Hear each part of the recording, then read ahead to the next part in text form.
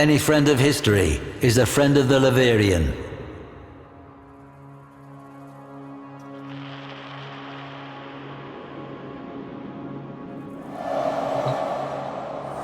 Ash, Avatar of Murder.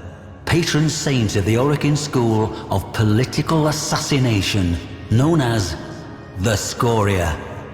Each assassin bore a mark, a swirling, smoky black jewel between their eyes. You are forever the Scoria. The Scoria is forever you. No devotee knew of any life, any thought that was not Scoria doctrine. For every question, so the Orokin of the Scoria said, Ash was the answer.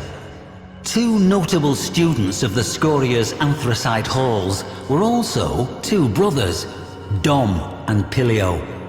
Dom was nimble, cunning, and a quick study with the blade. His brother, Pilio, however, was not so gifted. While he idolized Ash, worshipped him, Pilio lacked Dom's grace and clarity, and Ash's ruthlessness. However, it was Dom who'd been captured by the very target he was tasked to kill. A sin unforgivable to the Scoria, so it fell to Pilio, the lesser, to uphold the Scoria by taking Dom's life. By this, the Seven would have assurance that Dom's flaw was not a familial trait. You see, as you might expect of an Orokin school of murder, the Scoria were ruthless when it came to academic excellence. With Dom dead at Pilio's feet, two essential killings would have taken place. That of a failure, and that of any shred of pity within Pilio. Ash would oversee Pilio's mission. Pilio's soul was to die that day, as the life drained from his brother's eyes, or, if he could not do so, beneath the blades of his lifelong idol, Ash.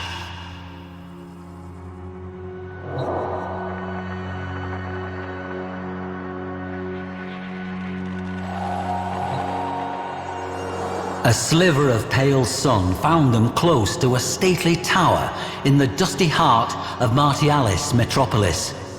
Coils of red Martian dust trailed tongues from the dark metal of Ash's Edo epaulets. The boy idolized the Warframe and was eager to prove himself, even as some part of him felt cold and afraid at what he must do. Doubt is betrayal, taught the Scoria. Pilio recited this, but could not quench the fear he felt. Fear of what he must do, and fear of what his hero and idol would do to him should his faith fail. Ash gave the signal. Pilio shot forward in a bold, unconventional dying vine pattern, readying the Scoria-favored dust fang technique. The tower guards squinted into the amber light of the Martian sunrise as a flash cloud of smoke flooded the lane before them. Shaking sleep from their heads and still thinking of breakfast, the guards readied themselves. From the smoke flew stars.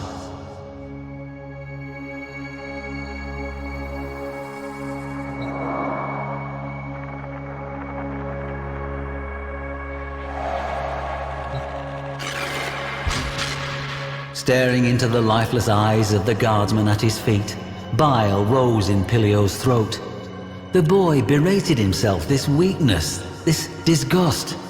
Touching the symbol of his order, the smoke gem between his eyes, he muttered a prayer for strength. Stepping over the carpet of bodies, Ash crept into the courtyard, knowing full well the 50-strong house guard would show itself in force. With a sudden clatter, reinforcements lined the courtyard walls, balconies. The Scoria had a saying, "You are immortal.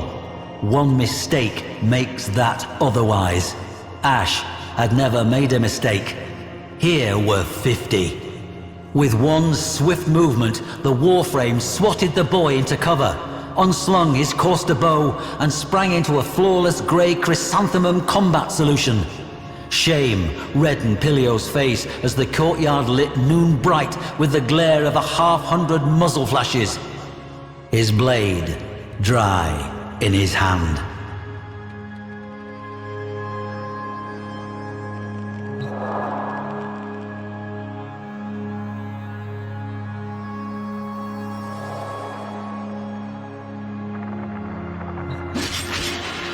Ash methodically met and disassembled each and every guard, mezzanine to mezzanine, a masterclass in the correct choices of stance, kata, technique and attitude.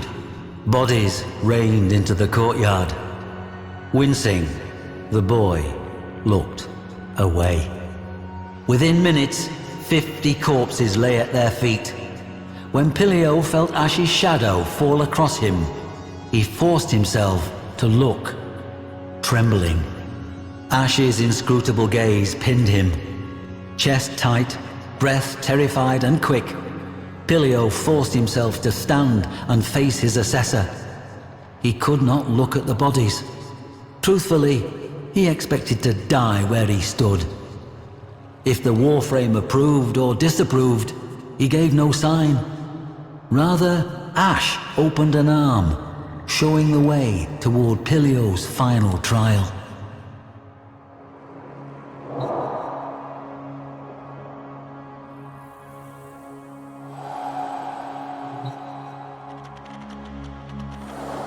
In the target's chambers sat a middle-aged man with long, handsome moustaches, his eyes sad and kind, and with him, Dom, in civilian clothes, sharing a glass of aged claret.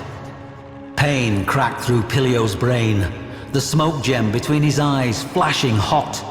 Sudden images of sunlight, vineyards, a woman's face. The gem burned as it pushed these images away.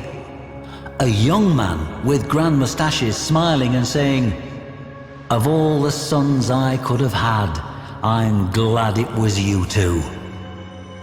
Pain. Dom leapt to his feet, urging his brother to hear what the target had to say. But Pilio saw only the scabbed-over divot between Dom's eyes where a black jewel had once rested. Dom had turned his back on their order. Why had he done this? The mustachioed man leapt to Dom's defense, snatching his sidearm from beneath his ironwood desk. A foolish mistake. Ash split into impossible multiples. The man opened fire on the three before being seized from behind by the fourth. Ash's illusory clones vanished. The weapon clattered to the polished wooden floor, even as his feet left it, dangling 3 feet above, helpless. Those sad, kind eyes locked on Pilio's in a regretful farewell. "Ask the Warframe," Dom said. "He knows exactly why." Fear filled Pilio's heart. Pilio turned to his idol, that saint of murder. The same question, but this time for Ash. Why? That moment of breathtaking impudence stretched for an eternity. Ash released his grip. His prisoner flopped to the floor, gasping.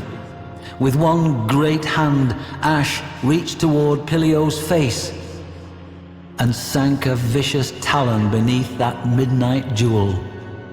Pilio screamed. Blood flowed. The gem flew free with a nauseating pop, cracking against the wall to die in a weak plume of rancid smoke. Blinding white insight descended upon Pilio de Nas.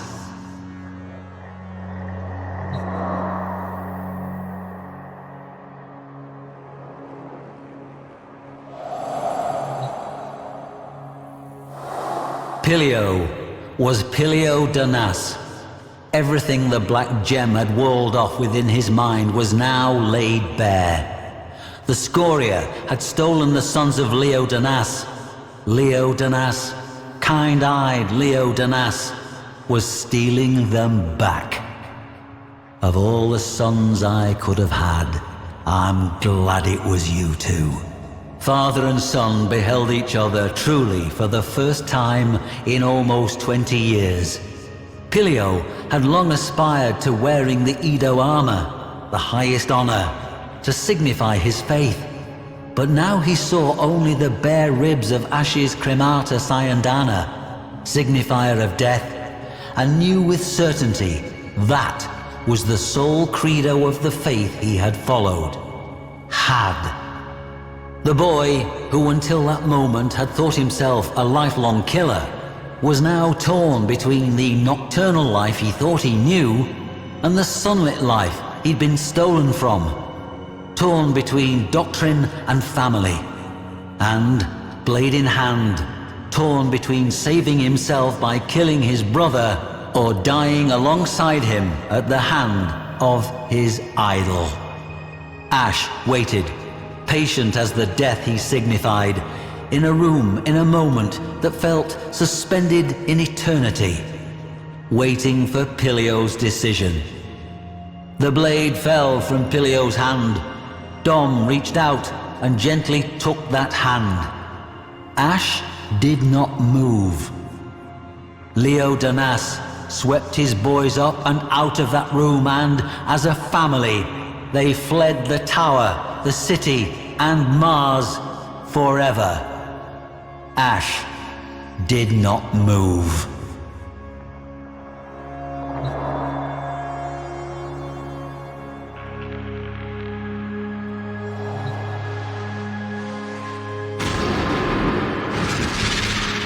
So, what are we to make of this?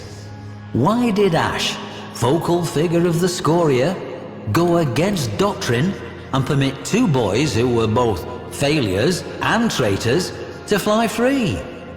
What was it this killer saw in two near orphans that, shall we say, softened his heart? We do not know. Neither did Pilio, whose memoirs bring us this story. But we do know this. In the final days of Orokin rule, as towers fell and death came for the white and gold gods, the Scoria were not spared. No, rather their senior ranks, the mentors and chief assassins, were exterminated to a figure in a pogrom of ruthless and breathtaking efficiency. A near total destruction led, in the main, by Ash. Curious? No.